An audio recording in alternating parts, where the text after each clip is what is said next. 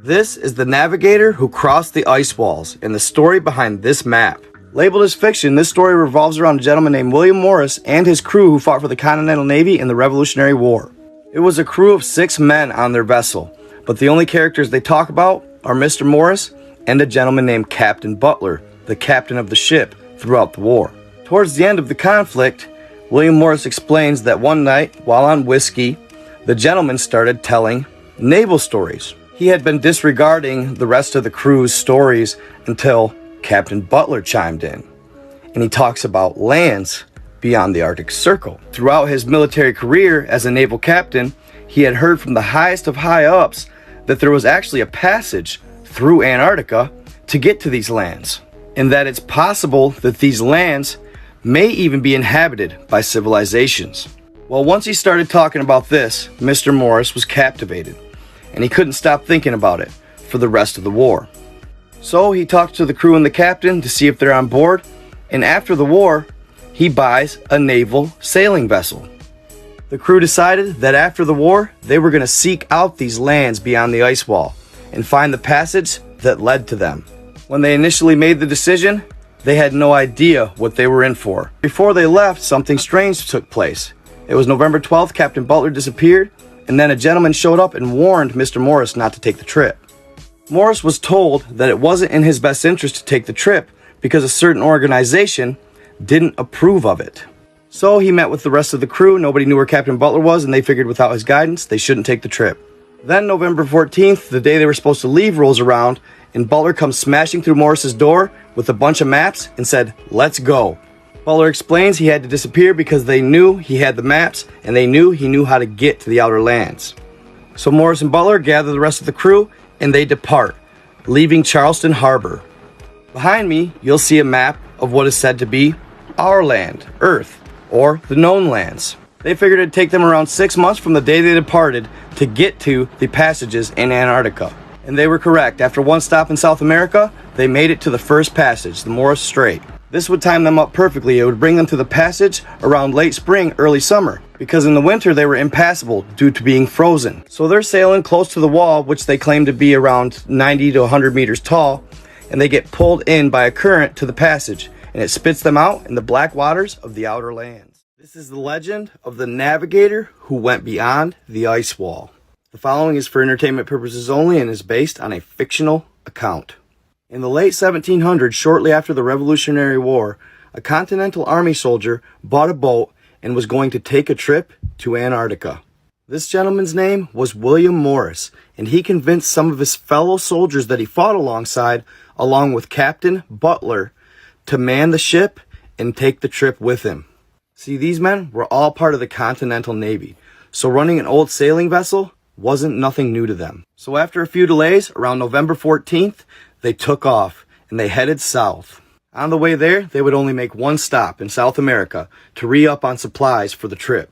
The waters were cold and frigid and a little rough along the way, but eventually they made it to the ice wall. According to the account, it was much more than just wanting to see Antarctica that brought them down there.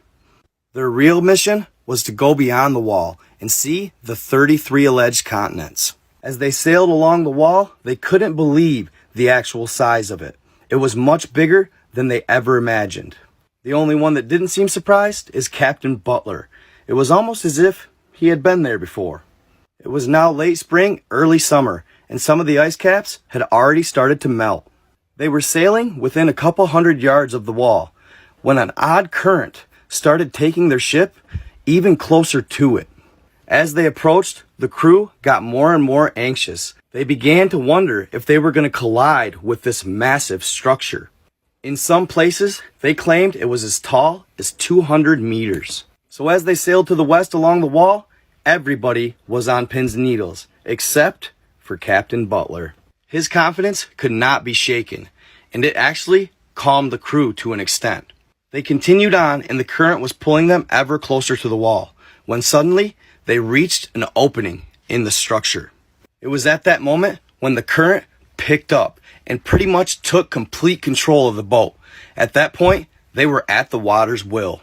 This current eventually ripped them into the channel, straightened them out, and sent them on their way.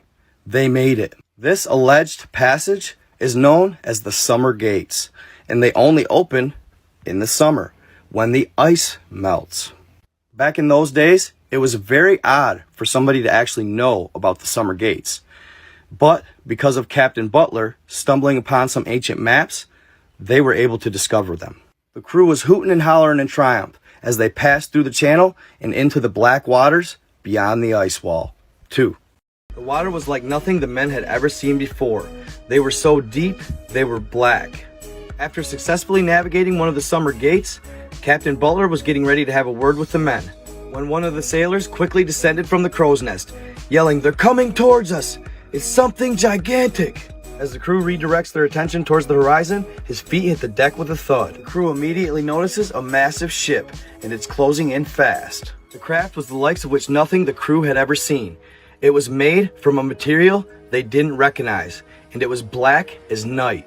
Their hearts pounded with fear as the unknown approached, but all the owner of the ship, William Morris, could think about was that their trip was going to be ended abruptly. We made it this far only to get cut short, he thought. But then Captain Butler reassured them that everything would be all right. Just stay calm. A sense of relief swept over Mr. Morris, but he was still fearful of what was to come. At this point, the ship was just a couple hundred yards out, when suddenly a sound like nothing they've ever heard. It pierced the airwaves, almost bringing the men to their knees. Luckily, just moments later, the sound stopped. That's when a loud voice with a perfect English accent emitted from some kind of horn. "Dear gentlemen from the walled lands, some of our men are coming down to approach your boat. Please remain calm, as we will do you no harm." The message sent a chill down the crew's spine, unsure as to whether or not they were going to attack. At this point, they knew there was no escape. The ship was colossal. It looked as though it was something from the future. Again, Butler reassured the crew, acknowledging that he was aware something like this may take place. 3 men appeared to be making their way off the ship onto theirs. These men were in uniform, and they had emblems on those uniforms. Emblems that they had never seen. Morris notices a large flag flying at the top of their ship. It was blue with a white circle in the middle. After helping the men up, each of them shook hands, and one of the men introduced himself as the captain. "Been a long time since we've seen someone from the known lands in these waters. What are you boys doing this way?" Butler spoke out and claimed that they were sailing along the Arctic when a current brought us through the ice wall, and they figured they'd navigate it. As Morris was watching the conversation, he couldn't help but notice what seemed to be a certain camaraderie between Butler and their captain. Their captain looked back at the other two as if impressed with the feat. "Well, sorry about our approach. It's protocol right now. Usually, we're much more welcoming to visitors. We don't know what happened to the last people that crossed the ice wall, but that doesn't matter at this time. Here's a map. This will take you to the safe lands." This last sentence didn't resonate well with the crew. Safe lands? Well, does that mean there's unsafe lands, they asked? "Well, the lands where you come from are quite unsafe now, aren't they?" replied one of the sailors. "You men will be fine," he continued. "Just follow the map we've given you." But before they parted ways, William Morris had a question that he couldn't help but ask. "Where do you come from, sir?" "From the Ancestral Republic, sir," replied one of the men. "We understand that all you boys have questions, but there will be time for that," he'd add. As the 3 men boarded their ship, they retreated immediately, heads on a swivel, as if they are looking for something. Unfortunately, the meeting left the men with more questions than answers, but Butler, as the assured captain he was, snapped them back to reality. "Well, boys, full speed ahead to the Ancestral Republic. Let's go." They had been sailing for a while when the crew asked the captain what he wanted to tell them before the visit. He sort of dodged the question and said everything will be answered when we get to the Ancestral Republic, where it's safe. "Remember, fellas, there's people that don't want us in these waters. Had it been someone else that we ran into earlier, this wouldn't have been the same result. We're lucky we got past the ice wall, and now we're headed to safe lands. Once to the Republic, they'll tell us about the situation. It's something more complex than we know. Fellas, the adventure has only just begun. We're in a war zone. It's time to realize that." "What do you mean, a war zone?" they asked. "Who crossed the ice walls in the Ancestral Republic?" It was a clear, dark night, and the waters were still. Beautiful lights illuminated on the horizon. The men were in awe. Captain Butler couldn't help but notice their fascination as they approached the Ancestral Republic. They decided that they'd vacate the unknown waters immediately, per the warning they got just a few days prior. The crew arrived at the port of this modern city, waiting to be received as guests. They couldn't help but notice the serene silence and peace that the city emanated, even though all were awake and it was bustling. They stood there for just a couple minutes when several agents dressed in the same uniforms the men that warned them were wearing approached. "Welcome to the Ancestral Republic," one of them said as he shook hands with Captain Butler. "We're glad to have you here. To be honest, we didn't think that they were telling the truth when they told us of your visit. The fact that you are here is seemingly impossible, but not impossible. It's been many, many years, but we've had visitors of the like before." Butler introduced the crew, and William Morris as the owner of the boat. They were jostling with excitement. "Thank you. It's an honor to come to these unknown lands," said Captain Morris. But before he could continue on, the men said, "Here, we need to take you to the Republic President. He wanted me to accompany you and Mr. Butler to see him, as your visit is unprecedented." A vehicle pulled up that they had never seen before. It was completely silent. They were amazed. There wasn't a street in the city that wasn't illuminated by beautiful great lanterns, of which the electricity they did not know the source. At first, the peace and quiet baffled them, but they quickly realized there were no carriages or horses. The agent that accompanied them had a luminous device that depicted pictures and spoke a different language which they did not know in his hands. They approached a beautiful stone building. Inside, marble walls that were cold to the touch. A gentleman with a mustache came out to greet Mr. Morris. He shook Morris's hand very tightly and said his name was Fael. "You are Mr. Morris from the USA, yes?" He replied, "Yes."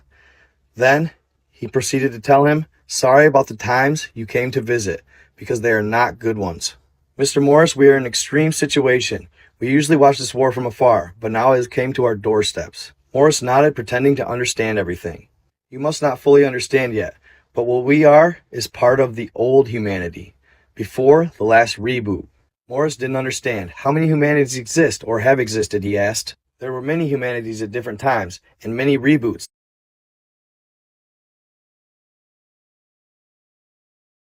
What's happening, my night god people? Hope y'all are doing well today. I hope that you guys are enjoying this story as much as I am. It's absolutely awesome. It gets the mind working. It keeps you on your toes. And what a fascinating theme, plot, storyline. You name it. It's crazy. I kind of left it at a climax on purpose because I want you to come back next time. Now, I have other stories on deck, but I need you guys to let me know. Do you want me to continue this story? And I guess that is obviously depending on how it does on the platforms, whether or not it gets a good amount of views or pushed, or whether it gets held back, whatever. It shouldn't.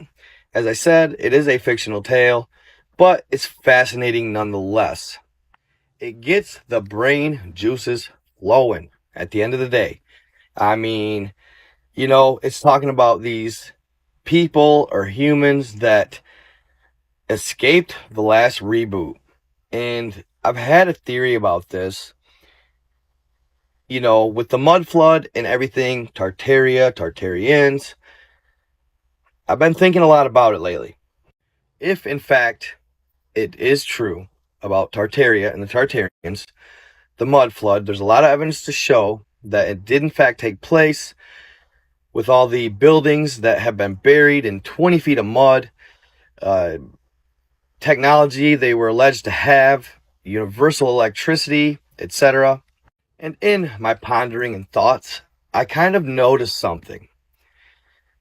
Where are all the bodies of all of these people and Tartarians that were said to be a part of this mud flood? Wouldn't you think there would be mass graves? Wouldn't you think in said mud they'd be finding bodies, or at least skeletal remains of them? I guess I would. I would assume that at the end of the day, there would be evidence of the Tartarians. So the question lies, Where did they go? Where did all of them go? Very odd. My first guess is obviously underground. If y'all didn't see my reel, where they found two massive caverns around the mantle of the earth, check it out. That's just one of the many theories I ponder. I've been getting a lot of different suggestions from you guys in my messages, and they're all awesome. They really are. I hope I can get to yours. Keep keeping on, keep messaging me, keep finding good content, and I will do my best to present it to you guys. Just make sure at the end of the day, you stay positive, you manifest greatness, stay in the light, stay in the love, treat others how you want to be treated. It's very simple, guys. Hope you all stick around and continue to watch content from me, and I will be back for more real soon. May go live real soon too. So stay tuned, y'all. I am out. What up, my people? Yup, it's that time. Back by popular demand. Y'all have been hitting me up like crazy for this story. I've been meaning to tell it for the last couple weeks. Well, it's here. This is the legend of the Navigator who crossed the ice walls, part 3. And if you happen to miss the first two, I'm going to post the links to part 1 and part 2 in the bio, but a quick overview. The story starts in late 1776, shortly after we won the Revolutionary War against Great Britain, focused around a group of men that fought for the Continental Navy. Throughout the war, while sailing the seas, the men would get bored, so they would tell each other stories. Well, one of the soldiers in particular, Captain Butler, told of lands that he thought may exist beyond the ice wall. Everybody had stories, but his in particular were rather intriguing to one gentleman named William Morris. So after the war, William Morris is presented the opportunity to buy the Navy ship that they fought on. After talking with the group, they decide, why not? They're going to go on an epic adventure to find these lands that supposedly exist beyond the ice wall. These are the maps referred to throughout the story. They leave Charleston, South Carolina, and set sail, sailing all the way around South America. And they eventually get here, to the William Morris Straits. Their timing is perfect as they left that fall, so now it is early spring, summer, the ice melts, leaving this gate open, and they flow through it to the other side of the ice wall. Once there, it doesn't take long for the action to start. A massive ship approaches them. It happens to be people that look just like us. They greet them. At first, they intimidate them, then they greet them, and they tell them to head to the ancestral lands, which are here. Upon arriving there, William Morris is presented an opportunity to talk to the president of the Ancestral Republic. They go there, everything's pure, everything's peace, everything's silence, everybody lives on an equal plane, nobody's better than anybody else. It's perfect harmony. That was, of course, until William Morris talked to the president and found out that they were people that actually escaped from inside the ice wall from a said reboot or reset. And that's pretty much where we left off last time, as the president began talking about these said reboots. Now keep in mind, this is a tale of fiction. It is not to be taken literally, so viewer discretion advised. As always, y'all know the drill. This is for entertainment purposes only. I'm not presenting this as absolute fact, as it is a fictional tale. Nevertheless, it's a good story, it's intriguing, and full of excitement. So sit back, grab your popcorn, and enjoy the show. A reboot? What do you mean? Said William Morris to the president. President Fail. Well, let me put it this way, Mr. Morris. We of the Ancestral Republic are actually considered old humanity. We're from old times. Mr. Morris just kind of stares in confusion, pretending to understand, but really, he doesn't have a clue what he's talking about. See, Mr. Morris, I really don't have enough time to thoroughly explain everything, so forgive me if I miss some points, but we're going to go over this quickly. As times are tense and extreme, a war that's usually watched from afar is actually now on our back doorstep. But let me put it plainly. We aren't from the last reboot process, as there has been thousands since ours. Alright, hold on. Please explain this reboot. And you're part of what? Ancient humanity? I'm lost. It doesn't make any sense. Mr. President, as much as I'd love to say that I'm keeping up with you and completely understand what you're talking about, the truth is I don't. What's this ancient humanity and how many humanities have there been? There's been many humanities at many different times, as well as many reboots and resets. These are set dates or predetermined times often as to when these resets will take place. The only reason it's done before these set times is under certain special circumstances. In other words, these are intentionally created. Okay, said Mr. Morris.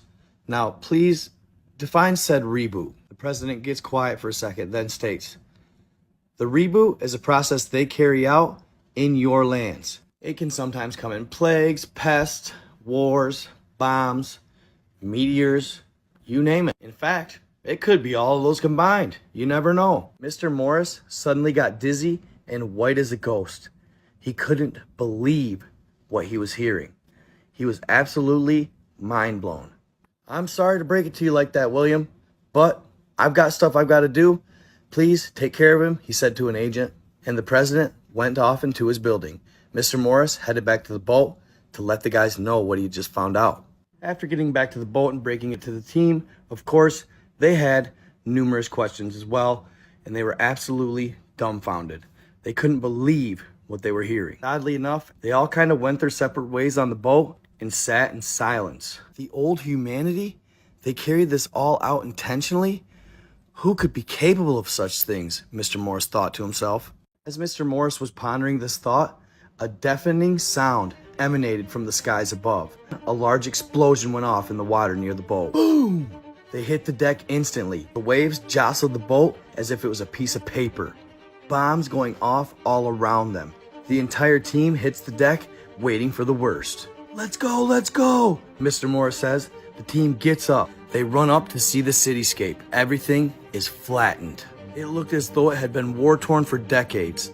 The only evidence that it wasn't was the fact that there were bodies lying everywhere. The men didn't understand what was happening. They had never seen such weaponry. It was much more advanced than anything they had back home. People were screaming, and an alarm was now activated throughout the city. There was a gentleman running around trying to calm everybody down. All Mr. Morris knew was they had to get off that deck. So they started making their way towards town when the guy trying to calm everybody told them to head to the president's office. So there they went. As they made their way, they tried to help as many people as they could. It was like nothing the Navy men had ever witnessed. Much more gruesome than anything in the Revolutionary War. They made their way past their brothers and sisters. They felt a connection with them. They felt for them. They wanted to help them. And anguish and anger fell over them as they saw innocent people die that day. And they watched the skies as small spheres with red lights darted around, dropping these massive bombs. They finally got to the president's office and were to safety. Mr. Morris looked up to the sky, begging for mercy, but it was a dark, reddish tone. As he glanced at the sun, it didn't hurt his eyes. It was much lighter. He then noticed that the moon was almost black. The odd spheres moved in all directions, faster than anything he had ever seen. They were so fast, it was almost as if they'd disappear for a second, then reappear. There was no order to their fighting. The president's building was full of wounded from corner to corner. Thousands died that day. William set out to look for Butler and the president. Morris wandered the entirety of the presidential building before he finally found Butler and the president. It was the first time that he had seen anguish on the president's face, and this concerned him.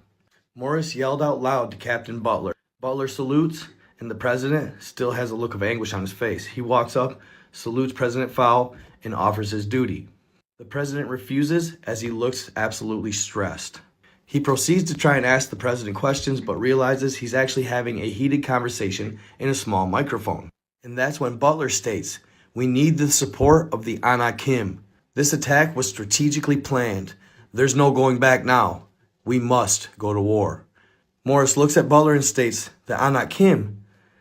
Are they?" "Yes, the giants. The Anakim are the giant warriors of the South, and they are the ones who liberated all those on the Ancestral Republic." Well, how did they liberate them? Well, they saved them from one of the great resets.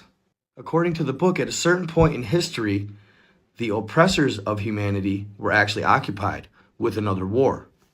This allowed for the Anakim to sneak in and help us. They taught us of more advanced technology, how to build pyramids, etc. And what's funny, just based on this book, even though it's a fictional account, it made me think, well, Maybe that's kind of how it went. Maybe there is a faction that helps humanity with the pyramids, like giants. It makes sense. Back to the story. Captain Butler tells Morris to get some rest, that he'll need it because they're going to embark on a journey to the island of the Anakim, that he'll go round up the team and be ready. It's going to be a unique trip, to say the least. All right, y'all. Hope you enjoyed that video. There you go. Navigator Who Crossed the Ice Wall, Part 3, and it continues on. Either way, this story is really cool, really fascinating. I enjoy it thoroughly. So I'm going to finish it up quicker. I know I always say that, but I really am going to finish this one up quicker. I'm going to start posting probably 4 and 5 here within the week. I'm definitely not going to leave as long of a gap as I did last time. That's too long. But yeah, I hope you enjoyed it.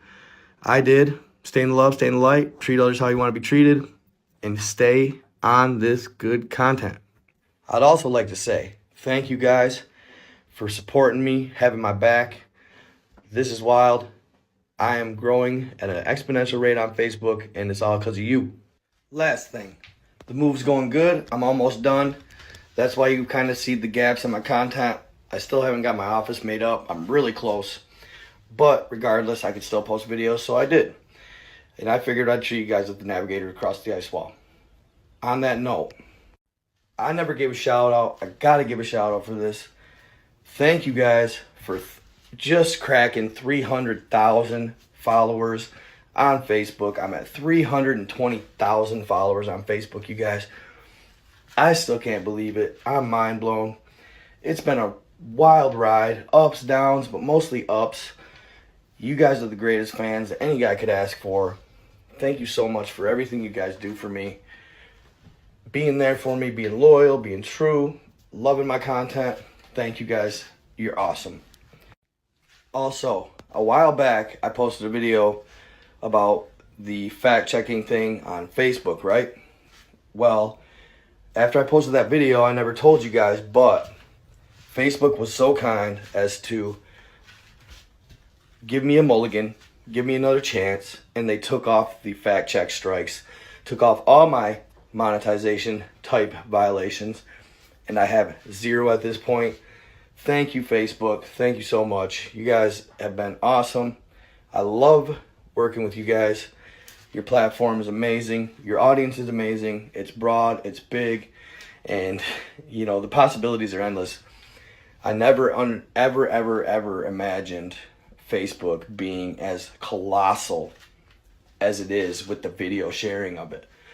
I had no idea people watch so many videos on Facebook. So thank you, Facebook. You guys are awesome.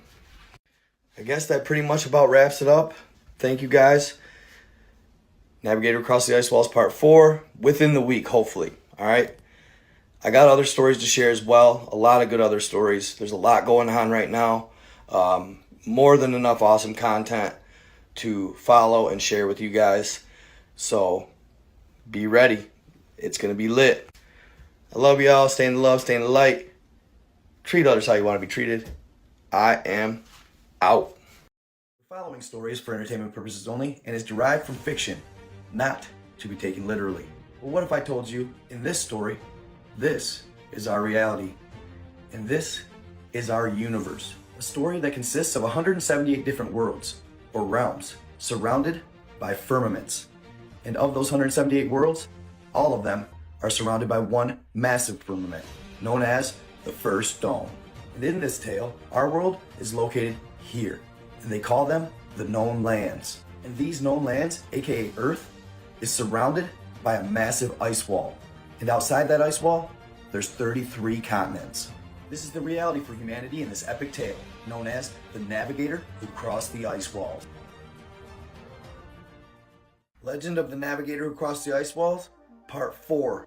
Quick overview: group of Continental Army soldiers after the Revolutionary War sail around the tip of South America, all the way to Antarctica. It's here they make it through the summer gates. They end up outside of the ice wall, and they run into a whole nother faction of humans that live on the Ancestral Republic. These humans claim to be from thousands of years ago, before the last Great Reset, or possibly the Great Tartery. They claim to be saved by a giant race known as the Anakim. Safe from who, you might ask? The custodians, a race that's been oppressing mankind for thousands of years. What's more is throughout these thousands of years that humanity has lived in the known lands, we've been reset unknowingly hundreds, if not thousands of times. But the people from the Ancestral Republic are looking to liberate us and save us from the oppression we've been suffering. Of course, this is just a very intriguing fictional account from a story written probably hundreds of years ago. In part 3, we left off where the alien faction in the spherical craft were bombing the Ancestral Republic. These beings are said to be allies with the custodians, who are always attacking the people of the Ancestral Republic, seeking revenge. The revenge they seek is the result of an impending war that took place in the known lands probably close to 4,000 to 5,000 years ago, where the Anakim liberated them. They bred with them, and they created a race of hybrid beings that were more powerful than the world has ever seen. But that's for later in the story, so let me continue where we left off. Don't forget, family, this is for entertainment purposes only. This is a fictional tale and is not to be taken literally. I'd like to apologize for being a little later than I thought. I was hoping I could get it done last night, but this episode took me longer than expected. Nevertheless, Night God family, sit back, relax, grab your popcorn, and enjoy the show. William! William! Get up! It's time to wake! We gotta go! Mr. Morris jolts awake to the sound of Captain Butler's voice. He had literally just managed to grab some shut-eye after tossing and turning for quite some time. They're back, William. We gotta get out of here. William was looking around. He was at the president's office, but there was nobody to be found, when previously there had been thousands of people wounded and seeking shelter. Upon exiting the building with haste, William immediately ran into his old crew from the Revolutionary War. A huge feeling of relief fell over him, and they embraced each other as they were experiencing this whole adventure together, so it built some sort of camaraderie between them. The embrace was short-lived, and before you know it, they all found themselves staring up at the sky at the orbs, and they were moving in for the attack. Morris and his crew were awestruck. Then all of a sudden, on the other side of the sky, another type of craft entered their view. There's the cavalry, said Butler, and that's when a large group of triangle-shaped craft that also seemed white or reflective moved in on the spheres. All of these craft began fighting in a style that Morris never deemed possible. It was almost as if they would disappear and reappear in an instant. They were moving so fast, it was like they were jumping through a hole in space-time, and the triangle-shaped craft were much faster than the sphere-shaped craft. They were running circles around them. The triangle-shaped craft are ours, said Butler. After moving outside the ice wall, we were able to manipulate technology and bend it to our will. And now, we're just as far ahead as the next alien faction. Our potential is limitless, William. Don't ever underestimate what you're capable of. Now let's go, said Butler. We got a ride to catch. You could still hear bombs going off in the distance. As they got to the craft, one of the agents standing at the door jokingly said to Butler, "We're about to leave without you." You'd miss me too much, said Butler, and they proceeded to enter the craft. William and his crew were absolutely astonished as they seen the sleek, smooth to the touch, beautiful machinery. It was thousands of years ahead of anything he ever saw back home in the known lands. Better strap in, fellas. The first ride in one of these things is a doozy. Captain Butler and the other agents laughed out loud, and the crew looked at each other with concern. Slowly, the craft lifts off the ground, but as it ascends, it gains speed. Faster, faster, faster, and that's when one of the crew members suddenly passes out. Then goes another, and another, then another. Captain Morris fought it as hard as he could. He started to get dizzy, and then he overheard a small conversation between Butler and one of the agents. He could just make out what they were saying and wanted to ask a question, but he was in no condition, and that's when he blacked out. These episodes only lasted a few seconds. But what was odd throughout the ascent, Mr. Morris had heard Captain Butler speaking to an agent about a certain poisoning or poison. And even after he went out and woke up, he was too dizzy to really engage with him about this said poisoning, but he was listening nevertheless. Eventually, they got to their elevation and things began to plane out. And it says that William noticed that it was almost as if they were following a certain track or a one-way roadway in the sky to get to their destination. He also goes on to note the beautiful landscape, the colors, the absolute beauty of it all reminded him of the Garden of Eden. Then he goes on to say that there actually is lands known as the lands of Eden. While he's observing the beauty of these lands beyond, he continuously listens to Captain Butler talk about this said poisoning or this said virus, if you will, that was given, but he didn't understand what he was talking about. So he eventually got enough courage to literally stand up on behalf of him and his crew, and he walked right up to Captain Butler and more or less demanded that he tell him what he's talking about. "Are you sure you're prepared for the answer of this, William?" said Captain Butler. "Yes, I have to know." Captain Butler looks at his fellow agents and then looks back at William and begins his story. It starts many years ago when one of the greatest civilizations to inhabit the known lands had occurred. And this civilization had an all-out war with the custodians. It was a gruesome battle. Many casualties, many sacrificed.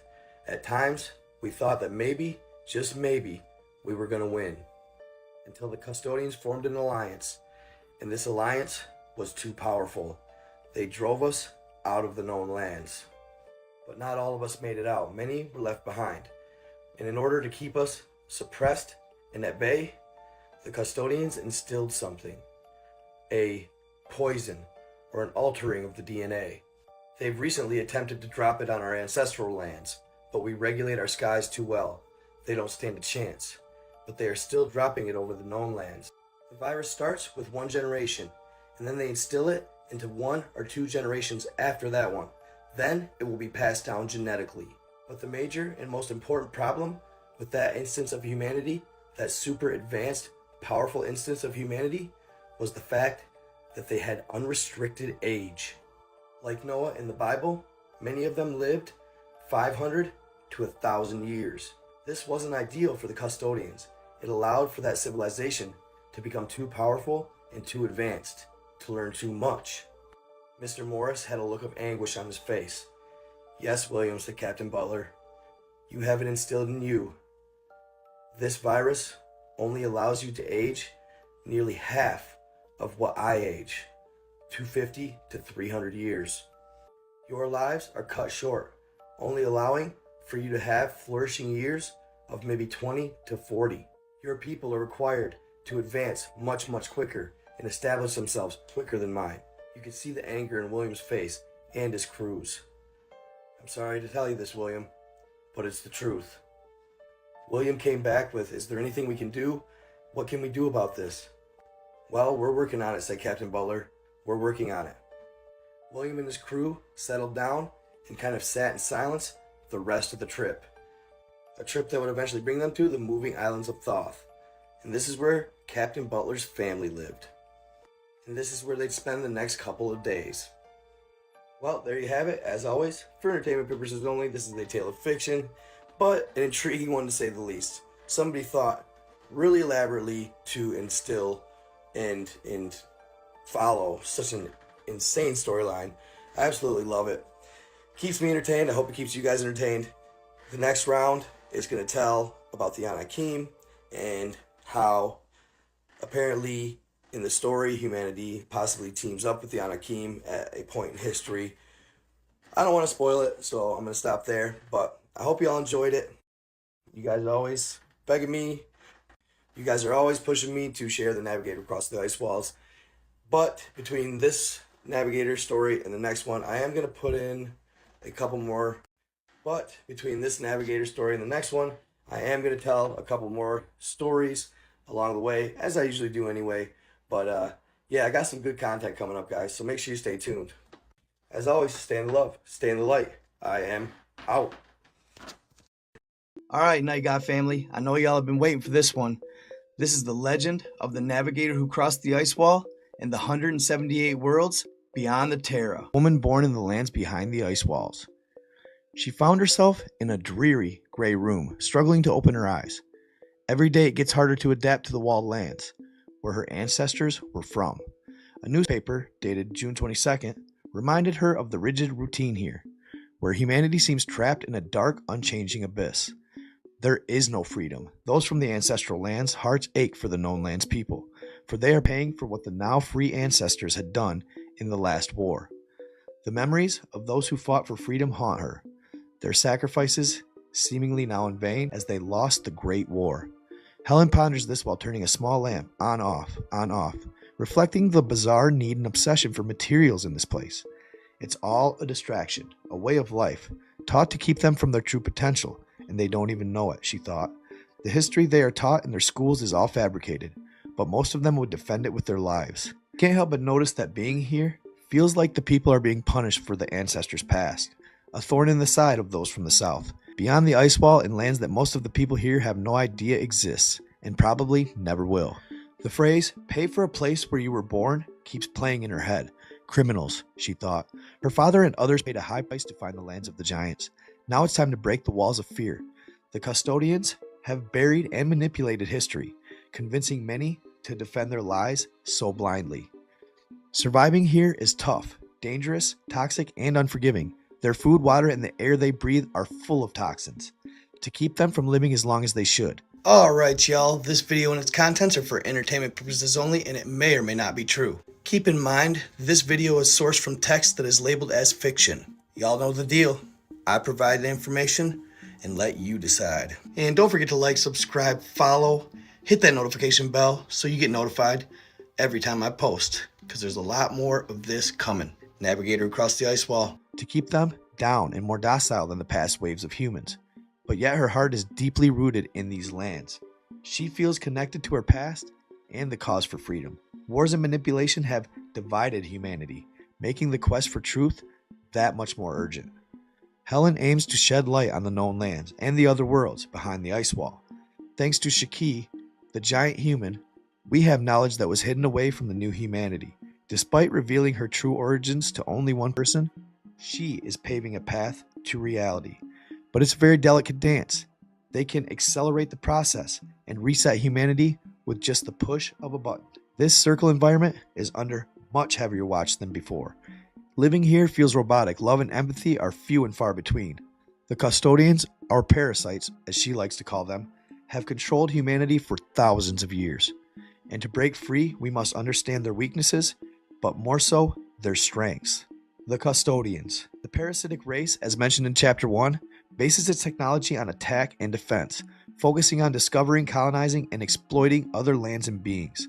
Their origins are unclear, but theory suggests they merged with locals after being attacked by another race, leading to their advanced development. It was the carrion race, it was like a bird-like species, and that means they crossbred with them. Custodians were the first to leave their world, known for their destructive and colonizing power, reaching various worlds.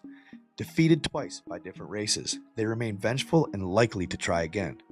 They also attempted to enter the mysterious celestial lands, believed to be the origin of humanity, and its life energy, or soul, our source.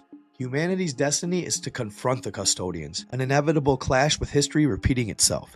Each reset leads to stricter control and less freedom, worsening the living conditions. Escaping during the Great War was temporary. Defeat brought more misery to those left behind.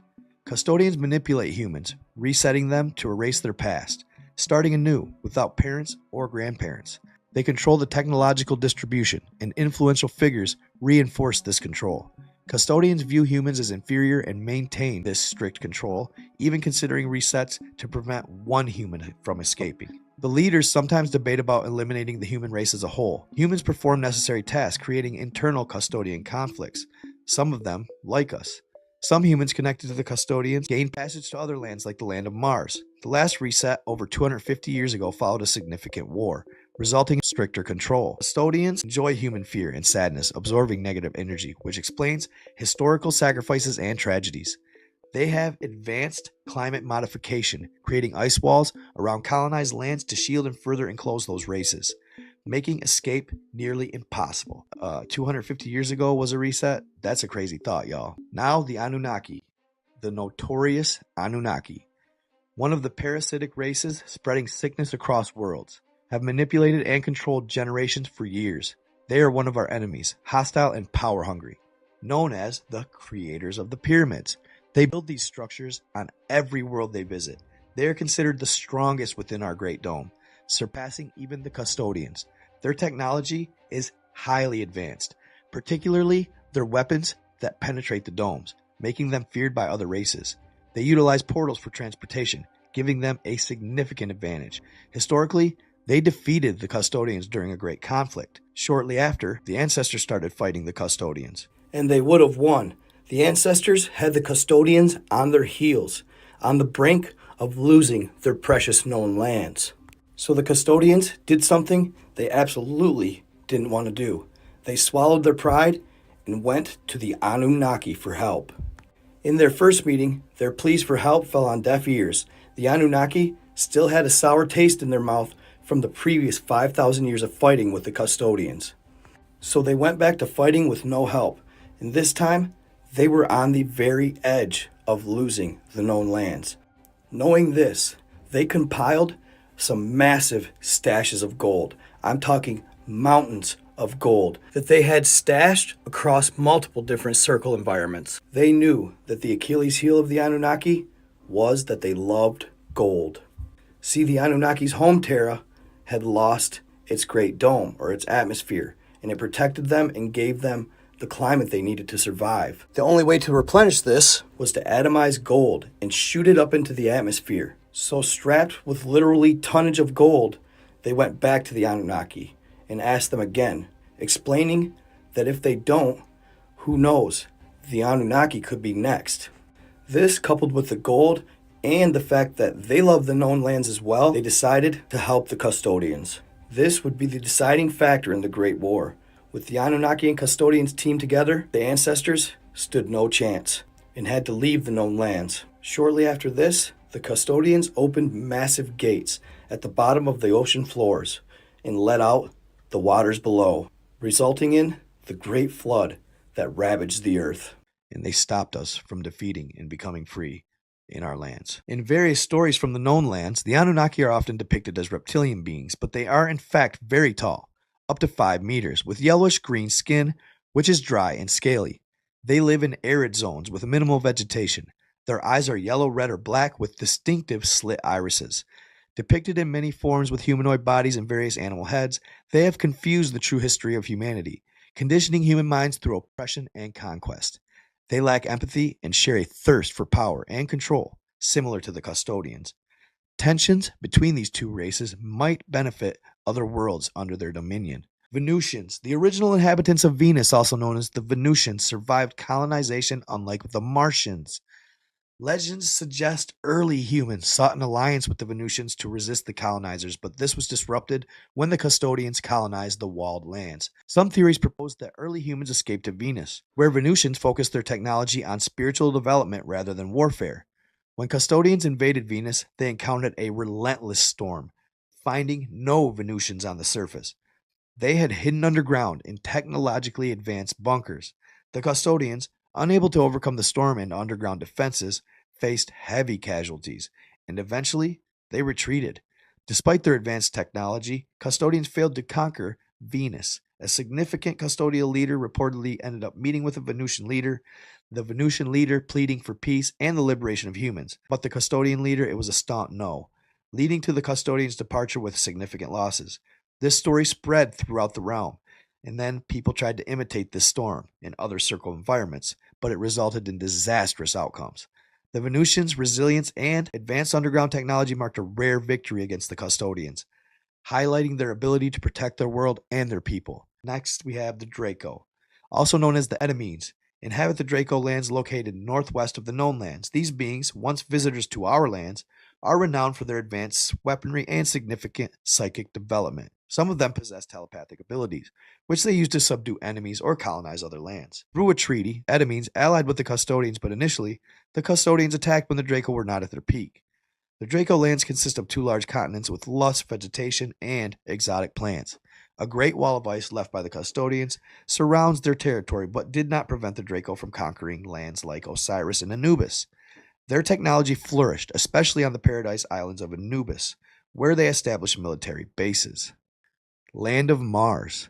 Behind the ice walls of Mars lies a vast world. Historically significant to humanity, Mars was home to a diverse civilization before being annihilated by colonizers. The Martians, known for their technological and spiritual advancement, chose to die in battle rather than submit to colonization. The Anunnaki, surprised by their total resistance, learned from this first colonization. They had never seen a being stand up like that before. They found it to be noble. Today, Mars is an experimental land where multiple races coexist and engage in constant conflict. The leaders, both Anunnaki and custodians, oversee the entire region. A human colony exists, mostly composed of those who betrayed their race for survival. Notable among them, Admiral Richard Byrd, who confessed some truths before surrendering completely. Mars also hosts the Gray aliens and Draco colonies. Rivalries exist among the Greys, human colonists, and other races, monitored closely by the custodians and Anunnaki. Mars, like other circle environments, experiences time differently, making human passage there a one-way ticket to a long life, approximately 500 years by Earth's comparison. The custodians moved many races to Mars during their conquests, turning it into a large zoo for studying behaviors, conflicts, and race interactions under close surveillance. The lands of Pegasus, now this is crazy, situated near Jupiter and Hercules, have been a significant challenge for several races. The beings born there, known for their wings, focused their technology on exploration rather than weaponry for attack and defense.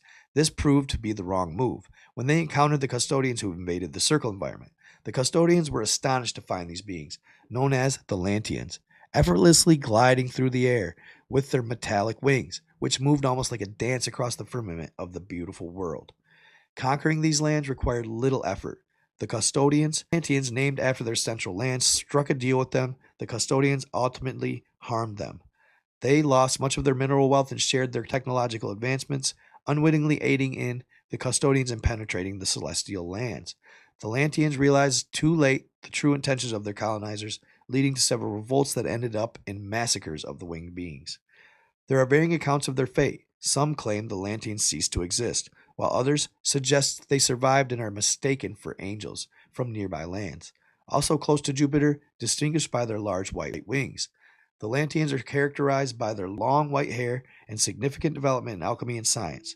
Generally non-hostile to other races, they reached the brink of extinction due to their resistance against their oppressors. Some of you may remember on TikTok when this Russian gentleman shared his findings while working construction on the beach. If you take a look at the video, just notice the detail is impeccable, like nothing we've ever seen.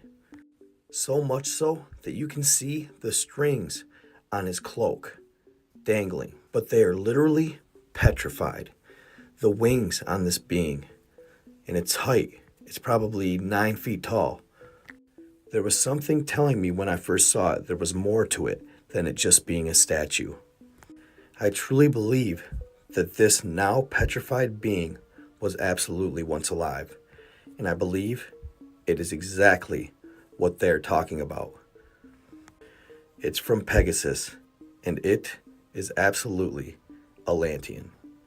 Just a theory, of course. Nerida, Triton, and Poseidon are the names of the lands that gleam in the dark atmosphere surrounding their circle environment. But because of the harsh storms and arid conditions of their world, large portions of their lands remain uninhabited, with major cities built on the most fertile grounds. Despite this, the Neptunians have created colossal structures, some towering twice the height of those in the known lands. Silence pervades this dark world, where the sun is an opaque presence. Technological advancements have enabled the Neptunians to overcome their environment's challenges. Tall buildings and numerous pyramids, legacies of Anunnaki colonization, dominate their cities. The Anunnaki, known for deceitful technology exchanges, eventually betrayed and colonized the Neptunians, stripping them of their resources overnight. The Neptunians, initially focused on spiritual and personal development, also had significant military capabilities. However, these paled in comparison to the Anunnaki's superior technology. Defeated, the Neptunians were forced into servitude, benefiting their colonizers until they eventually rebelled. Fierce battles ensued, with Triton becoming a chaotic epicenter where much Neptunian blue blood was spilled. The Anunnaki remained their enemies, though a truce was eventually reached, leading to the Anunnaki's withdrawal. Today, the Neptunians enjoy peace and high technological development that benefits their environment and spiritual growth. They maintain peaceful relations with neighboring lands and races, but remain vigilant against potential threats from the Anunnaki or others. Do the Neptunians travel to the other lands? It is said they explore other territories to learn about different races and establish connections, though they haven't visited the known lands or communicated with its leaders. They are familiar with Mars and have contacted the human colony there. The Neptunians are dark blue in color and subsist on local fruits as their system doesn't process a wide variety of foods. They are vegetarians and maintain a somewhat friendly relationship with the custodians, a curiosity given their strong desire for freedom. The Uranians, or the Uranites, have pinkish skin and dark eyes, though some have entirely white eyes that may appear visually impaired. In reality, their vision is hyperdeveloped, allowing them to see great distances and explore other lands. Despite their exceptional eyesight, they have not achieved significant technological or spiritual advancement yet. Uranites endure long winters, extremely low temperatures for most of their local year, which is roughly equivalent to 42 known land years. They are long-lived beings, but their lifespan has decreased due to the strange diseases resulting from laboratory alterations and body manipulations by the custodians. The custodians invaded their world when Uranites were in the early stages of development. Initially uninterested in them or their minerals, the custodians' interest surged upon discovering vast quantities of valuable minerals beneath Uranian lands. Uranium, maybe? This led to massive excavations, leaving the surface scarred by custodial machinery, with local forces to work under severe conditions, almost as slaves. Due to this exploitation, Uranites experienced minimal development. The custodians ensured that the Uranites remained undeveloped to prevent any moderate progress. Today, Uranites are mostly concentrated in their core land, Titania. They are generally giant beings, standing 4 to 5 meters tall, with 2 very long arms.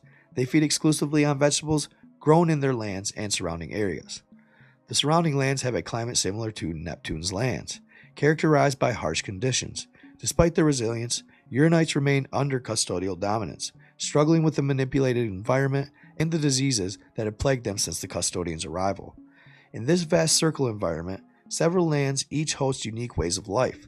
The natives strongly identify with their birthlands and are clearly divided, having experienced significant internal conflicts in the past. These constant internal wars stem from the Anunnaki's early invasion of their lands. The majority of the population who currently rule reside in the central area known as the Land of Zeus. Historical accounts suggest that a high-ranking Anunnaki leader lived there or still lives there, along with leaders from the Jupiter lands. The Zeus-born and Europeans govern and keep the other populations in perpetual conflict, using division to maintain control and manipulate the civilization. Metis is exclusively reserved for the leaders, with no other beings being allowed to enter without permission. The inhabitants have developed advanced destructive weapons for attack and defense but lack spiritual development. Adhering to a hierarchical pyramid system instituted early by the Anunnaki pyramids are omnipresent in these lands, symbolizing the clear control of the parasitic race. Contact with humans on the known Earths occurred long ago, specifically the 3 resets or 3 reboots ago. These beings exhibit hostility towards most other races and have had several conflicts with the custodians. They have extensively studied humans possessing large laboratories with advanced scientific capabilities for modification and manipulation. These beings are short. I think they're the Zeta Reticuli, if I want to say. In stature, 1.4 to 5 meters, known for their distinctive eyes and large bulbous heads, they are carnivorous, primarily feeding on animals born on the surface of their lands. In Aldebaran B, the Torinos or the Taurines reside reminiscent of the Minotaur from ancient myths, with bull heads and human bodies. They embody the mythological image and upon closer examination reveal a direct connection to humans in past resets. Historically, giants' tales suggested that Torinos fed on human flesh. However, in recent times, Taurines have proven to be benevolent beings who ended custodial rule long ago. Due to their actions, the Taurines are not well regarded by the dominant races within the Great Dome. They have saved numerous races and species from extinction, particularly those unable to reach their full potential due to parasitic attacks. Despite several attempts to alter their genetic material, their empathy and love for life in other worlds remained unchanged. Initially, this was not the case, leading to significant internal wars within their territory. Carnivorous beings, Taurines are now scattered across various circle environments. They have always been dedicated to spiritual development and possess extensive knowledge of exploration ships and weaponry. Helen has a direct contact with some of the Taurines, and they have lived with the Anakim giants for a long time. sharing their technology and wisdom with us and aiding our survival after the Great War. Despite their contributions, giants, Taurians, titans, and other beings are often depicted as evil in human stories, feeding on pain, suffering, or flesh, a truth in the distant past. These imposing figures are frequently rejected in the new humanity due to these representations. Taurians can reach up to 4.5 to 5 meters in height and are distinguished by their large horns, often cut when young. Aldebaran A supports animal and plant life, but Taurians avoid living there due to a violent past marked by extensive bloodshed. A massive internal war between beings from both lands led to complete extinction in Aldebaran A. Out of respect for the memory of those lost, the Taurians decide not to inhabit these lands at all. And last but most certainly not least, my favorite, the Saturnians are incredibly tall beings, 25 feet tall, with some reaching even taller. Their advanced psychic abilities coupled with their imposing physical presence make them exceptionally powerful. Due to their significant technological advancements and inherent strength, they have never been conquered by any parasitic race.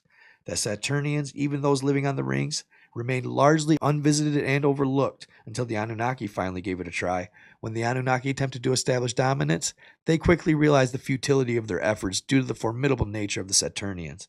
Emerging from a period of extensive wars, particularly in the known lands, the Anunnaki were in no position for another large-scale conflict.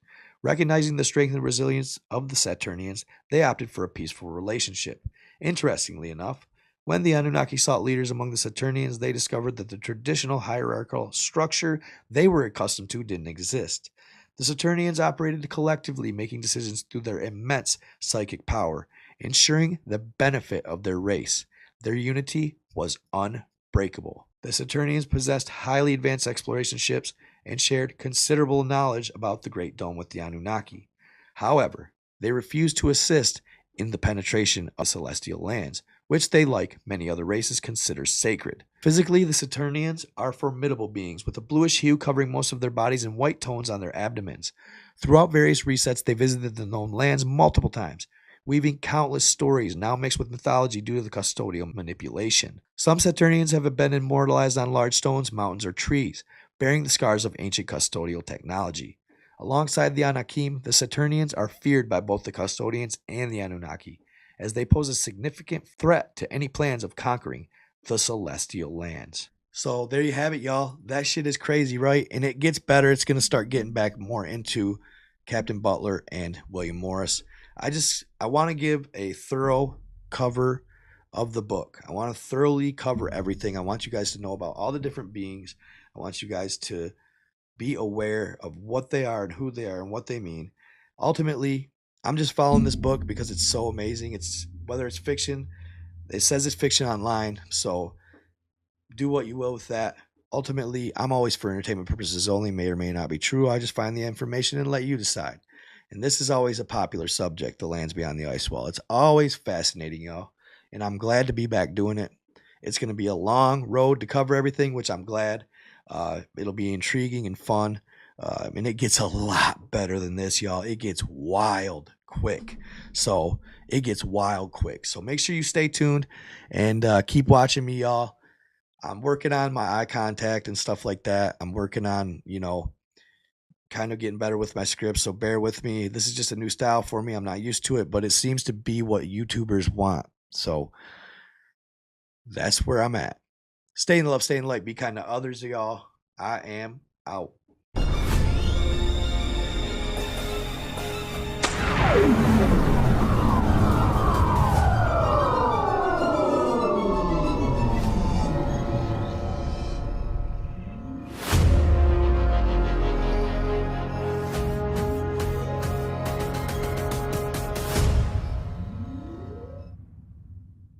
What's happening, y'all? It's your boy Night God 333 Secrets Revealed, bringing you the most fringe content on the internet. If it's your first time here and you like the unknown and unexplained, do me a solid, subscribe, like, hit that notification bell so you get notified every time I post, because you don't want to miss any of my upcoming content. I promise. Please do me a solid, guys. Like, subscribe, comment on this post, get some interaction, and make sure you hit that notification bell so you get notified every time I post. It helps the channel immensely. Thank you, guys. Love you. Hope you enjoy this video. This is the legend of the Navigator who crossed the ice walls and the 14,000. Lands of the Orion, located to the west of the known lands, as you can see behind me. These lands are dominated by beings known as the Grays, typically small in stature, standing between 1.3 and 1.4 meters in height. They are highly advanced, both psychologically, telepathically, and scientifically, boasting laboratories that are among the most sophisticated within the entire Great Dome. The Greys possess extensive knowledge of many races, obtained through relentless experimentation, and the custodians have frequently exploited this expertise in their obsessive pursuit and attempts to penetrate the celestial lands. Despite their efforts, all attempts have failed, leading to many Greys turning their focus to analyses on humans. They conduct abductions and genetic tests, lacking empathy and often exhibiting hostility towards us. Compassion from them is rare, and numerous abductees report terrifying experiences. The Greys have been experimenting on humans for a long time, thousands of years, even before the last reset and previous ones. They are closely related to the beings from Zeta Reticuli, with their races intermingling and coexisting today. In the past, the Anunnaki colonized the beings of Zeta Reticuli, utilizing them for exploration, while the Orion Grays continue and served the custodians. Prior to the Great War, the Greys briefly controlled the known lands in place of the custodians, while they and the Anunnaki leaders were at war over a disagreement. The war lasted approximately 5,000 years. Eventually, this would lead to the giants and humans initiating an uprising against the Greys.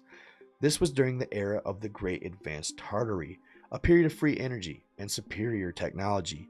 Their ships were destroyed by the thousands each day, so the Greys, unable to keep the Tartarians at bay, eventually had to relay this news to the custodians and had to tell them they lost control of the known lands. Ultimately, they were expelled from the known lands by the giants. When the already rebellious humans revolted, defeating the Orion Grays, they inadvertently empowered the Tartarians, causing a much harder fought battle for the custodians afterwards. Mind you, they were just coming off of another war. This fostered a mutual hatred between the giants and the Greys, a sentiment that persists today despite occasional meetings. During this war, the greatest leader of the Greys perished in the known lands. This intensified their animosity towards humanity and the Tartarians. Eventually, the Greys would be allowed to colonize independent lands again, but the custodians treat them accordingly for their plight of the known lands, while they were supposed to be in charge. They have never trusted them to look over any other circle environment ever again in their stead. Despite their hostility towards humans, in recent history, there was a technological exchange between Grey alien leaders and humans. But unfortunately, this technology fell into the wrong hands, that being the cloning ability, and the elite used it destructively. Greys are also present in the Mars lands, a joint experimental site controlled by the custodians and the Anunnaki. Human colonists there frequently clashed with the Greys and were consistently defeated. The Greys survived through cloning and functioned robotically, devoid of emotions or empathy, and nearly faced total extermination in the recent past. Next, we have the Pleiadians. These are tall beings, similar in appearance to the Norse from Norse mythology, believed to be descendants of those who survived the Battle of Asgard against the custodians and fled to the Pleiades. Generally benevolent towards humans, they made a peace pact with the Anunnaki early in their development. Despite their spiritual focus and efforts to improve living conditions, Pleiadians suffer from natural disasters thought to be manipulated and facilitated by the Anunnaki, probably through pyramids. Their lands face accelerated destruction, possibly forcing them to seek refuge in the known lands. Although they visit occasionally, they are uncomfortable coexisting with humans and have failed to find a suitable alternative home. Next, we have the Land of the Clones, the Second Earth. This peculiar world, known as the First Mars Earth, began as an experimental project. Initially left unused, it later became a model for the Mars Earths. The Anunnaki were the first to explore this unique circle environment, discovering primitive life forms. The planet was initially used to relocate dominant races for conflict resolution and interracial development experiments. Unfortunately, these efforts failed, nearly leading to its destruction. Subsequently, it served as a cloning ground to preserve the lives of important leaders across various races, earning its name. However, a crisis arose when the cloned beings, including humans, escaped. These clones, devoid of feelings or empathy, caused significant unrest across worlds. Today, this experimental land is abandoned, one of the many forgotten territories that might one day be repurposed. The Pleiadians have considered it for mass relocation, but the conditions are unknown and the abandoned laboratories leave its future uncertain. They say that some of the beings may still be living there, and who knows what type of abominations were created and left to breed and interbreed and become something chimera-esque, if you will. The next faction we're going to talk about is similar to that of the custodians. They are often called this same exact thing, reptilians. I believe that the reptilians are actually just more primitive versions of the custodians. Often confused with the Anunnaki, reptilians are distinct beings who reside far from the known lands. Despite occasional contact with leaders in other worlds, they prefer isolation, living mostly in underground homes. They are advanced and hostile towards humans. They establish subterranean bases for future use, utilizing their superior technology for monitoring us. Their primary domain is the Lacerta lands, although many prefer the island nearby, where they have constructed a vast underground city. Historically, they have engaged in significant wars with the Anunnaki and are known for their advanced weaponry. Respected by colonizers, they have never been subjugated or used for menial tasks. If a future conflict with humanity arises, they might ally with the custodians. So when I hear that they are underground dwellers and they dig and build subterranean cities, I can't help but think about the subterranean city under, I want to say LA, where somebody explored the catacombs and they found reptilian skulls, a bunch of gold, and basically a subterranean city below LA. I'm imagining that these are the same beings, right, that built this subterranean city under LA. Next, we have the celestial lands. Many worlds are excluded from this book, but will be detailed soon. Numerous extraterrestrial races struggle to survive in a system where fate seems governed by chance. Despite this, some worlds experience peace and development, possibly due to lesser interest from the parasitic races or their unnoticed development. Other lands, as discussed, were devastated by the parasites before they could fully develop. Their history stained with blood and their futures irrevocably altered. Humanity's spirit remains unbroken despite losing its kingdom long ago. The ongoing spiritual depletion threatens our existence, not physically, but by eroding our awareness of our potential. We must learn from races that overcame their oppressors and adopt their techniques to resist manipulation and oppression. Many are willing to aid humanity's awakening and liberation.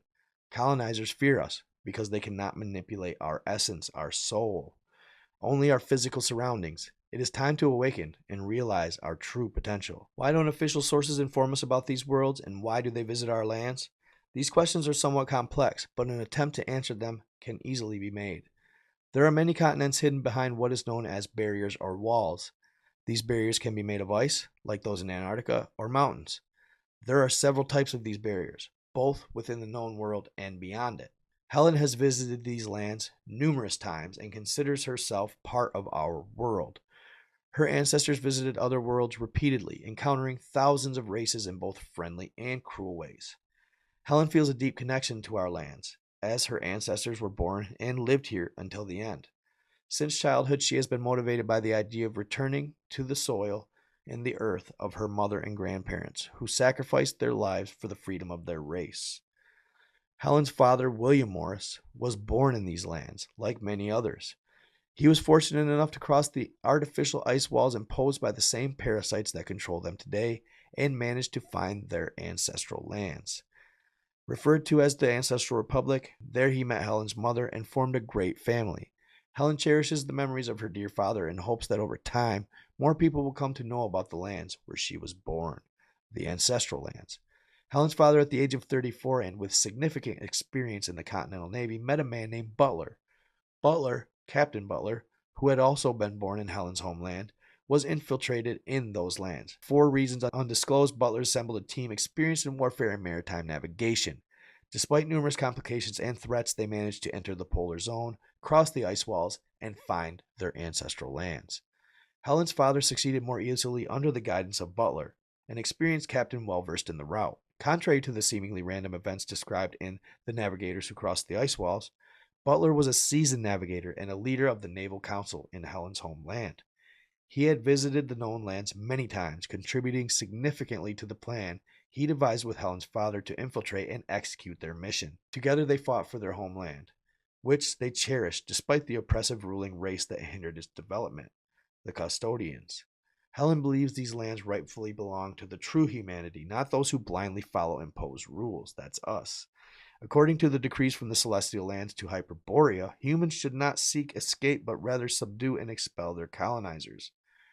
Recognizing the complexity of this task, an alternative plan was to relocate humanity before the next reset. The known lands and many foreign continents carry different names than those taught in stories.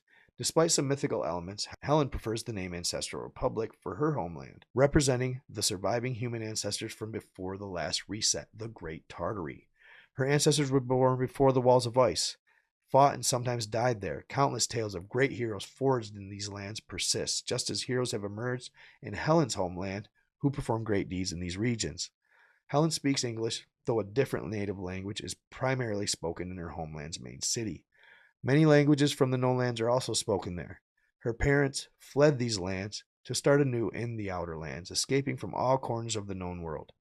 Initially, communities formed based on culture, creating their own languages and cultures to foster unity and avoid divisions among ancestral humans. Over time, many adopted the native language, often forgetting their forefathers' tongues, particularly in larger cities, though efforts continued to preserve connections with the past. Helen's parents escaped the worst war ever seen, having no alternative but to flee or die.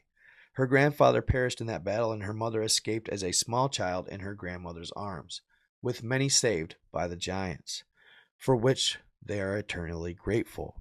The giant race joined humanity during the previous reset, coming from outside to free them from the oppressive custodians. Those giants would be the Anakim, a very, very old race of giants, very highly technologically advanced. These beings are feared by the Anunnaki and the Reptilians. In one of his most recent books, Mr. Nocelli provided us with a, of course, fictional timeline of humanity, how long they lasted, when they were established, when they were reset, and the cycle length. I found this to be very, very enlightening and intriguing. So let's go ahead and go over it. First humanity of Hyperborea, Asgard. Asgard, I will show you on a map here, was the start of 14,000 BC. So 14,000 years before Christ. That's not that long ago, guys, if you think about it. If you really sit back and think about it. The way we build our timelines, that's not very long ago. The reset was in 542 BC, down to the exact year. The cycle length, 1,458 years. So could you imagine, back then, these beings lived 253, maybe even 400 years old?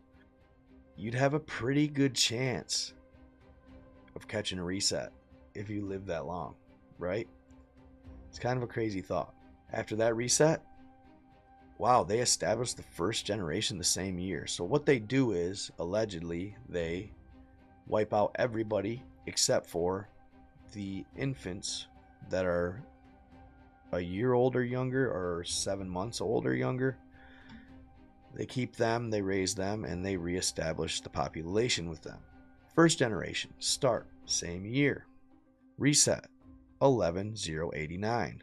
Cycle length, almost exact down to the year, about 5 years earlier than the last. Second generation, 1189 before Christ. Reset, 9531 BC. Cycle length, they got a little extra out of this one, 1,558 years. So there's an obvious pattern here, close to a millennium and a half. Third generation, again, established and started the same year as the reset. Now the resets here aren't all floods either, keep in mind. A lot of them were nuclear. So the third generation established, and the cycle length was 1,475 years. The fourth generation, now we're getting a little better, 1,681 years, getting a little lax. The fifth generation, now this is the generation that almost got our lands back permanently. So the sixth generation, 4742 BC, reset, 1728 AD. You heard me right. 4,742 before Christ. Status 2024, cycle time to date, 296 years. So hopefully we got a lot of time left. But they can reset us at any time, allegedly. Summary of resets. Reset of the first humanity of Hyperborea Asgard event. Colonization by the custodians. Destruction of the advanced civilization. Reset of the first generation event. Increase of forbidden knowledge.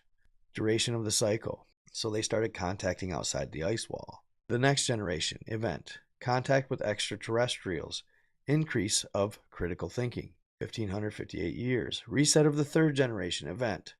Rediscovery of the true nature of the dome. Rebellions. The true nature of the dome. Interesting. Reset of the fourth generation event. War. External intervention of archons. Giant beings. Reset of the fifth generation event. Internal conflicts. External alliances. Increase of spiritual knowledge. This is what has led up to it. Everything I'm reading leads up to it and is why they were reset. The sixth generation reset. The Great Tartery event. Great war against the custodians and Anunnaki. Intervention of the Anakim giants. Creation of an advanced empire.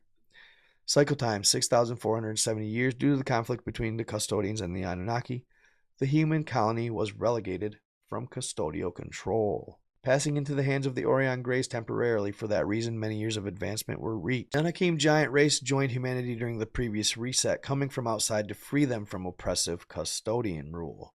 They believed it was the right time to unite and wait for the custodial return from the masters. The Great Tartery, erased from maps and history, represented the perfect union of giants and humans. The history of giants or giant humans was hidden or manipulated with myths, sentencing them as enemies of the gods. In reality, the true enemies were the colonizers who hindered the free development of races and spiritual growth, not only in the known lands but also in many others. Giants chose to remain hidden to avoid further harm to humanity. The past failures have caused a high price, staining the oceans with ancestral blood. These lands known to Helen have suffered greatly, but they once held hopes of achieving external freedom. The Great War began so suddenly that there was no time to comprehend the events that unfolded surrounding it. The custodians launched their attack on the major cities, aiming to weaken the central power. Giants had warned the humans of the custodians' plan to contaminate the air, but knowledge about the custodians' greed and hostility had been limited. With the help of the giants, humans gradually learned from the custodians information acquired before the war. An inferior race controlled the lands and maximized their potential rapidly, the Orion Grays. The Great Tartary's advancement was well organized and swift, considering the harsh conditions. Now, that is because they went through and they found catacombs and went into the pyramids and found super advanced technology left behind by the custodians in the Anunnaki. They reverse engineered it and were able to create new and more advanced weaponry. This gave them great advantage, especially learning how to get energy from the ether. Before the creation of the ice walls, continents looked different, and the environment was manipulated after the custodians came close to losing their colony to the giant barbarians and the humans they detested. Ancient cities were invaded by black smoke, and giants brought advanced technology to Tartery, sharing knowledge that humans had never seen before. Despite expecting the Great War, the attack came suddenly, catching everyone off guard. The custodians and their lackeys, the Greys, could not withstand the power of the Anakim, the giants who assisted humans with their technology. Not all giants participated in the war, and many later split due to disagreements. The hope of defeating the custodians was strong, filling everyone with a priceless sense of potential freedom. The war, however, was the cruelest ever fought, leading to a devastating reset and a new beginning. The current oppressive system, which degrades humans spiritually and controls minds, stems from the custodians' fear of losing their best colony. This manipulation is evident in the power of the media and so-called experts who reinforce the lies, making it difficult for people to question or resist the imposed falsehoods. Helen's mother often recounts stories of their ancestors' struggle. The previous reset was the harshest, as humans and giants had once controlled the situation. When the central power fell, millions died, making recovery difficult. Helen's mother, a newborn at the time, was carried to safety by her grandmother, saved by the giants. The giant race joined humans during the previous reset, aiming to free them from the custodians' oppression. The Great Tartery was a union of giants and humans, whose history was later erased or manipulated. Giants chose to remain hidden to avoid harming the humans more, and the lands in ancestral blood were stained and lost the hope of achieving freedom. Helen's father, William, returned to his birthplace longing to help those who he left behind. He was tormented by the knowledge of his brothers suffering under wars, manipulation, and pestilence. Fearing the loss of their colony, they reinforced the walls and military bases, creating treaties and barriers to prevent humans from learning the truth. Despite these measures, about 14,000 infiltrated ancestors continued to support the mission for human liberation. However, an incident near the Antarctic Peninsula revealed their presence, leading to a crackdown. The custodians used advanced technology to control humanity, complicating the liberation plan. Some infiltrators had to return, and many died labeled as traitors. So on this last trip with Captain Butler and William Morris, Captain Butler would return from this trip alone. Helen's eyes filled with tears knowing that her father was lost. Helen saw Butler approach her and her mother looking defeated, his eyes bloodshot. He was also wounded in an arm and a leg. Those 10 or 15 meters felt like an eternity. When he finally reached them, he looked up and couldn't hold back his tears. He told them that Helen's father had died in the known lands near the Antarctic zone due to the custodial military technology. The custodians had supplied advanced technology to commandos and military leaders of certain countries, technology they did not even know how to use. This posed a severe danger to all life within the walled lands. The custodians realized this was a significant mistake, risking their own colony in the process. Although experienced in war, they underestimated the potential of a race to overcome them or the danger of losing those lands. In their desperation, they gave this unknown technology to the new humanity to counter the returning ancestors and other humans. The custodians also shared knowledge of weather modification and environmental manipulation.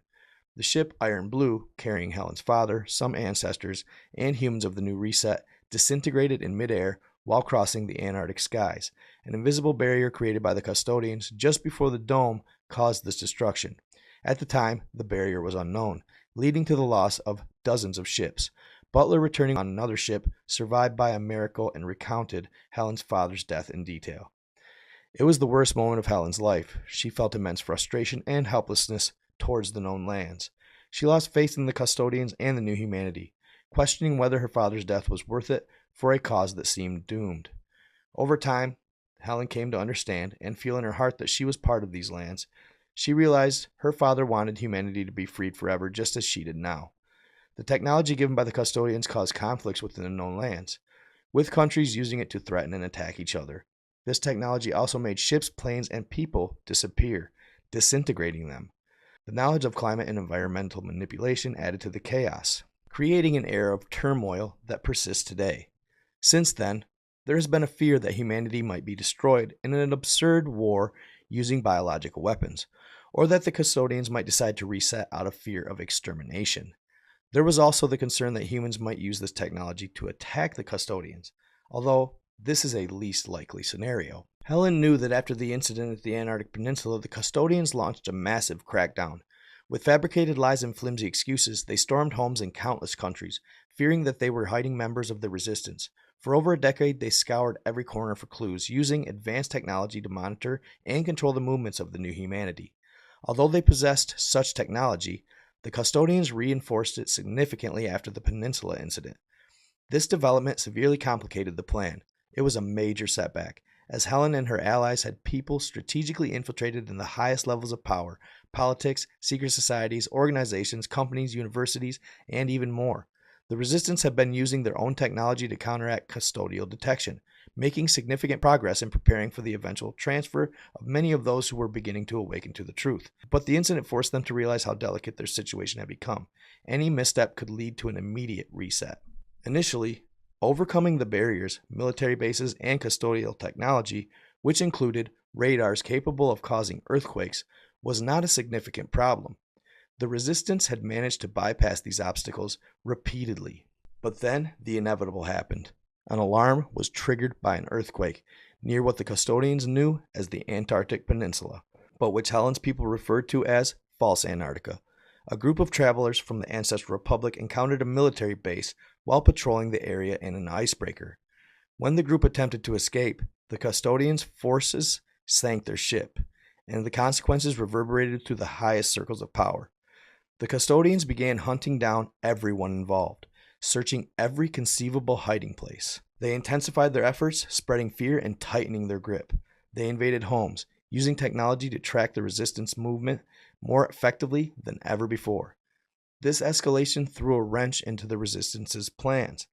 Many of the 14,000 infiltrators were forced to return, and fear became a harsh reality. Some of Helen's ancestors were captured and executed as traitors, suffering unimaginable tortures that she chose not to detail here. Upon Captain Butler's return, he would be alone, without William Morris. A day Helen would never forget. Her eyes filled with tears as she realized she would never see her father again. Butler approached Helen and her mother, his face drawn, his eyes bloodshot. He was wounded in his arm and his leg. The 10 or 15 meters he walked towards them felt like an eternity. When he finally reached them, Butler looked up, unable to hold back his tears. He told them that Helen's father had died in the known lands, killed by custodial military technology near the Antarctic zone. The custodians, in their desperation, had handed advanced technology to commandos and military leaders in certain countries. Technology that these leaders didn't even know how to use. This recklessness was extremely dangerous for all of life within the walled lands. The custodians knew that giving such power to the new humanity would be a grave mistake, one that even threatened their own colony. But in their arrogance, they never considered the possibility that a race could overcome them, nor did they fully grasp the dangers of losing control of these lands. Questioning whether her father's death had been in vain for a cause that seemed doomed from the start. But as time passed, Helen came to understand. She felt it in her heart. She knew that she too was part of these lands, just as her father had been. And she realized that he had died for something much greater, a dream of humanity's ultimate liberation. Now more than ever, she was determined to carry on that fight, to ensure that humanity would be freed forever. Despite the setbacks and losses, the fight against the custodians has never ceased. The resistance remains steadfast, driven by the memory of those who had fought and sacrificed. The plan to liberate humanity is continuing, fueled by the desire for the true freedom and spiritual growth. Helen knew that the struggle was far from over, but she was ready to carry on the legacy of her fathers and the others who had come before her.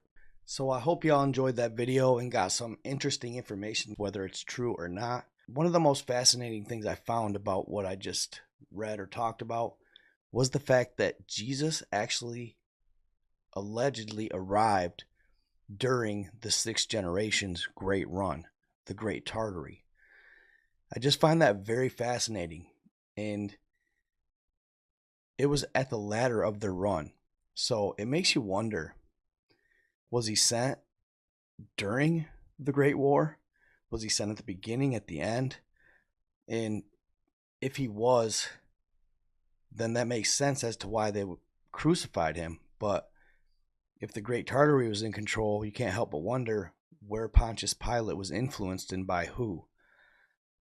It's very interesting to me they sent Jesus, whoever it was, to show the Great Tartery what humanity was possibly capable of if they would find their spirituality, is what I believe. But it's crazy he did all these amazing things during the Great Tartary's run while the Anakim giants were here. Also, I wanted to touch on the 14,000 ancestors that were sent here and infiltrated society right after the Great Reset, the flood. And it would have been about the right timing because 1728, then they infiltrated. And then what happened? The Revolutionary War. I've always wondered if we're being ran by an evil faction or if we're being oppressed or influenced by a negative faction, then how did the United States come to be? How did it happen to where there was democracy and freedom and the Constitution was written up, the right to bear arms, the freedom to be, the freedom in pursuit of happiness, the right to pursuit of happiness, free speech, all of the above? Those aren't negative or constitutional rights. I've often wondered that as I've found out more and more about what's going on here. And now I know the answer. Some of the men who wrote the Constitution, our founding fathers, allegedly and arguably may have been some of the ancestors from the previous civilization. It's hard to say. This is all just speculation. This is all just fantastical thought and theory. You know what I'm saying? It's all just theory, and it's for fun. So don't take it too literally, but I've often wondered that. They planted people in certain places. You heard them in universities, politicians, you name it, media, celebrities, and they influenced society, and it had to have been for the positive. So it answers the question to me. A consistently asked question in my own mind was, how did the ideals of our country, one of the first countries to do so, get established? It makes total sense now. It's just wild as we go through this story, the dots that I've connected, the more I learned. Something to think about. Let me know what you think in the comments. Obviously, for entertainment purposes only, this may or may not be true. It's all theory and speculation, and it's just for fun. It's fringe, it's esoteric, it's just interesting to talk about, right? I hope you enjoyed the video, and bear with me, guys. I'm working on not reading the scripts. It's going to take some time. It's hard to do, but I'm getting there. It's impossible to memorize them, so sometimes I do have to read. I'm trying to present it in a way that I'm not, but sometimes it may just seem that way. But I hope the information makes up for it. All right, stay in the love, stay in the light, be kind to others. And until next time, I am out.